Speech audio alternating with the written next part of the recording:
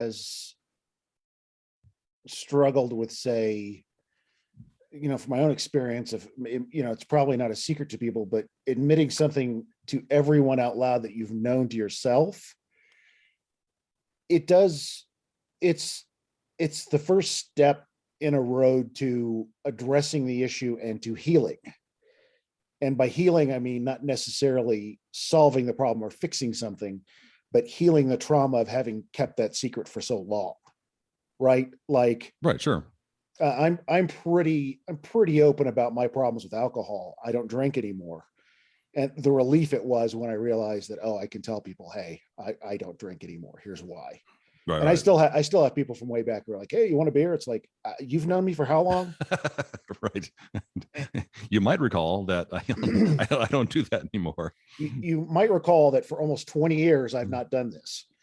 And, it's a world of difference between struggling with that every day and being able to have it out in the open and discuss it.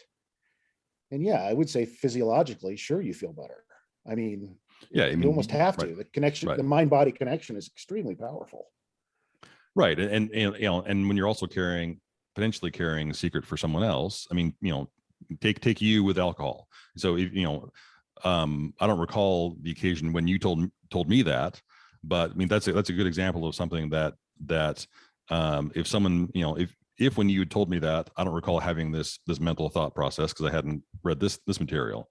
But when you're carrying what is someone else's information for them that is not your information to share, then you're a little bit at a juxtaposition. Your motivations are at cross purposes because you feel an allegiance to maintain the relationship and the connection to that friend because you can't share the information that's been passed on to you.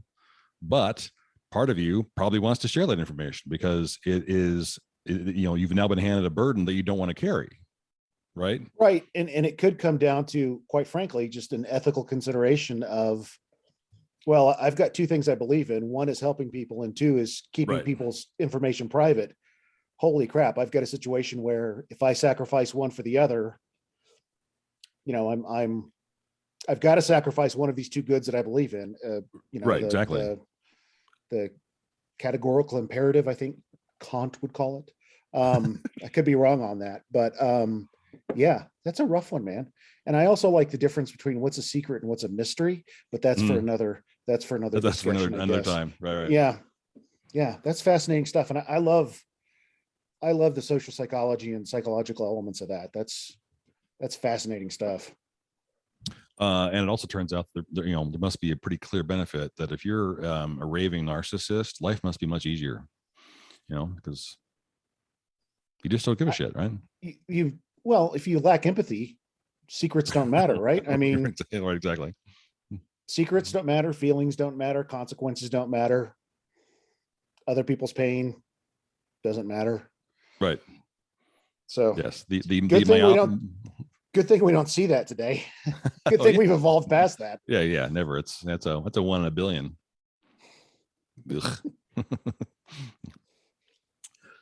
Anyway, so there you have it. So when someone says to you, "Hey, can I tell you a secret?" Just think twice about the problem you're about to be faced with. Is this going to require me getting on a stand at some point in the future? Right. Am I Exhibit A? Oh shit, that's not a good sign. Thanks, Bryan. That was a good one. All right. So along in a similar, a slightly related way, we do have this week the Dream Idiots curse word of the week. It is time for the Dream Idiots curse word of the week. All right. And it's not really connected, but it is drawn quickly from another psychological study. So the curse word of the week this week is asshole. So there was another study I found. It was published in Collaborative Psychology. And basically, I just love the fact that someone spent time and money doing a study like this.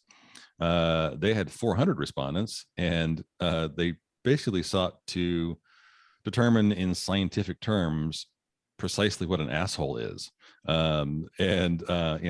So what does that mean? How is someone deserving of this title? What are the sort of common personality traits that assholes share? And basically what they found is assholes have low agreeableness and high anger. And the average asshole was seen to be impulsive, irresponsible, self-centered, and bigoted. I'm not sure. I'm not sure all assholes are necessarily have to be bigoted, but that isn't, it's not necessarily exclusive. But and according to this study, the typical asshole, if there is such a thing, is a middle-aged man and is either a current or probably former romantic partner, a friend, family member, a boss, or coworker. And if you're listening to this thinking now, oh my God, wait, am I the asshole? Just the fact that you are asking yourself that question means that you're probably not the asshole, because assholes know that they are assholes. And they don't care that they upset other people. And as we were just mentioning, they're probably pretty narcissistic. And they don't mind being an asshole. It's part of their persona. Well, they probably wouldn't even call themselves an asshole. Right. Because they're a straight shooter. They're a take no prisoner kind of person. Right. I tell it like it is. Fuck you. Right. Have you read the book? I can't think of the it's way over on my shelf over there, so I'm not going to go get it, but there's a book called Assholes, a Theory. No, I have not. I highly recommend it. It's I can't think of the guy's name, but it's along the same lines of what you're talking about, that how do we define this personality trait that allows us to label someone asshole? And it's the best, if you had to phrase it up, I think in one good succinct thing, is an aggressive lack of self-awareness. That's right. Perfect, actually. Yeah. Just like, well, let me tell you one thing, and here's another thing, and just, yeah.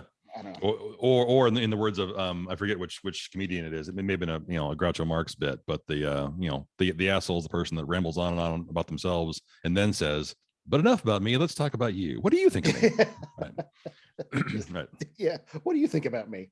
Right. All right. It's a great word. It's a word that I've used a lot.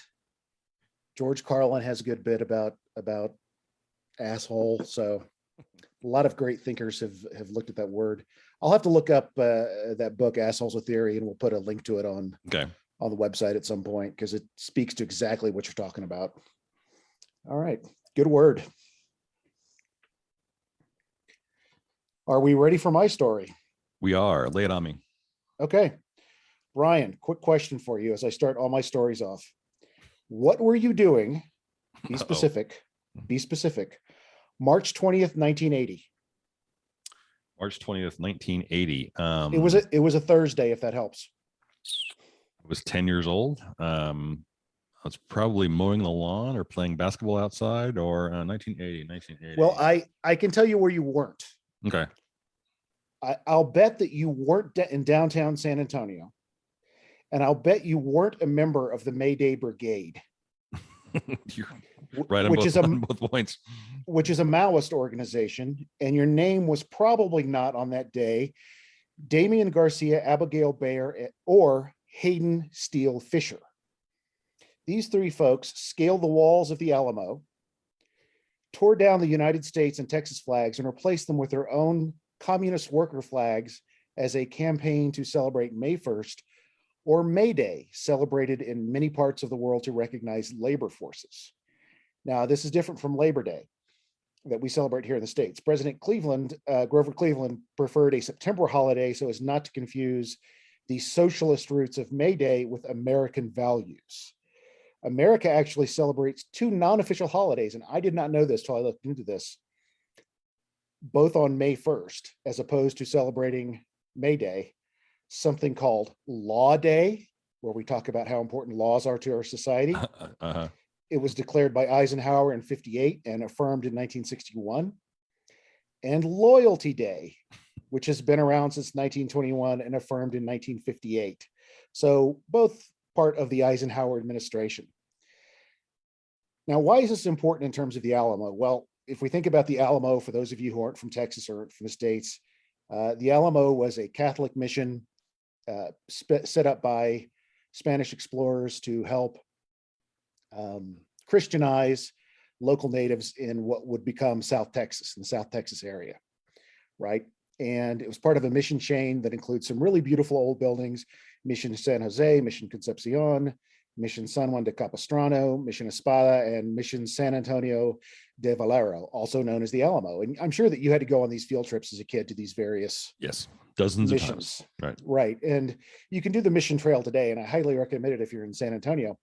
But the Alamo then in 1836 became the site of one of the great battles of the, depending on how you look at it, either the War of Texas Aggression or the War for Texas Independence, where the Texas or Texican Army held off the Mexican Army for 13 days to allow Sam Houston in the East to prepare his forces for the final battle at San Jacinto, where Texas gained its independence in 1836. Now, you all know all this growing up in Texas, but the Alamo is an important part of San Antonio culture and Texas culture. Now, while the Maoists were down there on March 20th, 1980, they also dropped leaflets. And allow me to read to you from one of these leaflets of what they said. Beautiful sound of book opening. We remember as it has stood for over 100 years as a monument to the tiny handful of parasites who have sucked the blood of the Chicano people, driving them into the ground, destroying their language and culture, and trying to force them to live on their knees. We remember it as touched off the bloody invasion of Mexico by the US and the theft of the entire state of Texas. We remember it as it has been used to fill the head of every child in Texas and across the country with reactionary fables of Davy Crockett and Daniel Boone, so-called freedom fighters who were nothing but hired guns for the slave-owning class, and we spit on their graves. That's pretty strong stuff. Perhaps not inaccurate, depending on your historical perspective as to Absolutely what the Alamo not. stands for. Right. One of the conflicts that arises from this is the idea that the Texas Army was fighting on behalf of a group of people who wanted slavery to be legal. Slavery was against the Mexican Constitution of 1824, even though General Santana of Mexico had declared most of the Constitution, I believe, invalid at the time. I'm not sure how that plays into the slavery angle of that. But that's a heck of a thing to say in 1980 at the Alamo, something that has come to stand for so much for Texas. The three Maoists were arrested and released on $1,000 bond for, quote, desecration of a venerated object. Now, later in that year in April, Garcia was stabbed to death in Los Angeles while handing out party leaflets. And Fisher and Bayer eventually stood trial in June. The desecration charge was dropped. Fisher was tried by himself and found guilty of disturbing the peace. He was fined $200, or she was fined $200. He was fined $200. Bayer and the other three Maoists who were in the crowd were charged with disorderly conduct. The fact that they were outsiders was almost as important as the fact that they were communists. The DA, a guy by the name of Ed Falla, said, "I don't think we need people from California or Oregon coming in here telling us what to do." Now, flash forward 2 years later. On May 2nd of 1982, there's a certain group that was arrested while the city was getting ready to celebrate Cinco de Mayo. And Cinco de Mayo is one of those holidays that a lot of people celebrate and get drunk and have fun with and have no idea what it means. And this group of people said that they were there to guard the Alamo against possible communists who might be celebrating May Day. And May Day and Cinco de Mayo are awfully close together, right? Right. Cinco de Mayo celebrates Mexican victory over French forces.